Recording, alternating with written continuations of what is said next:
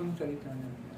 Ang salita ng Diyos ay dapat tanggapin.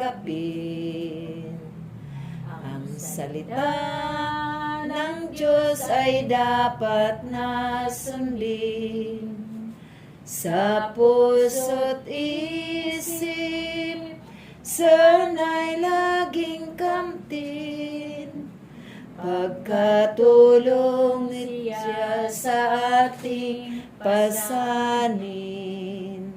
Sa pagtahak dito sa mundo, maraming pagsubok ang matatamo. Pakinggan mo, isabuhay mo, ang salita ng Diyos ang tanging gabay mo. Ang mabuting balita ng ating Panginoon ayon kay San Mateo. Papuri sa iyo, Panginoon.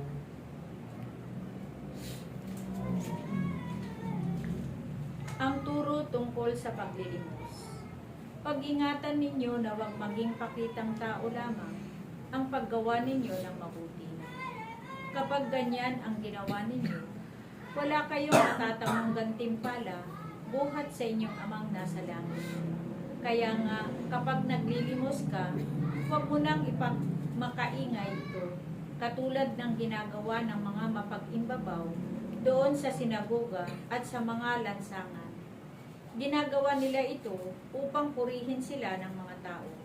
Sinasabi ko sa inyo, tinanggap na nila ang kanilang gantimpala, ngunit kung naglilimos ka, huwag mo nang ipaalam ito kahit sa iyong pinakamatalik na kaibigan, upang malihim ang iyong paglilimos, at gagantihin ka ng iyong amang nakakakita ng kabutihang ginagawa mo ng lihim. At kapag nananalangin kayo, huwag kayong tumulad sa mga mapag-imbabaw.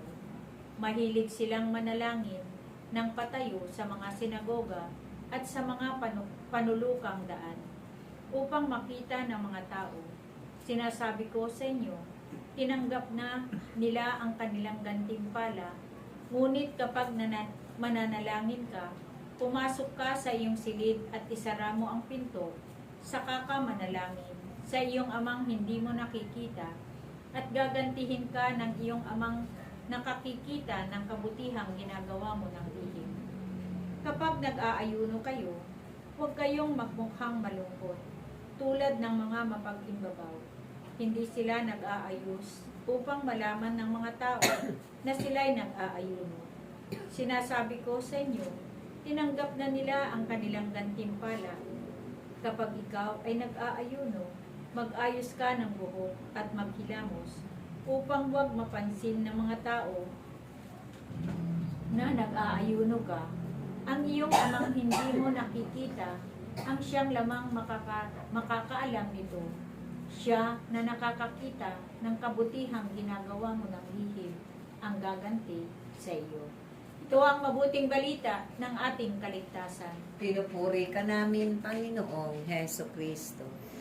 Ang salita ng Diyos ay dapat tanggapin. Ang salita ng Diyos ay dapat nasundin. Sa puso't isip, sana'y laging kamtin. Pagkatulong siya sa ating pasanin.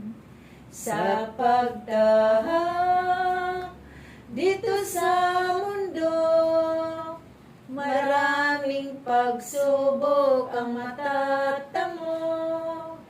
Pakinggan mo, isabuhay mo, ang salita ng Diyos ang tanging gabay mo.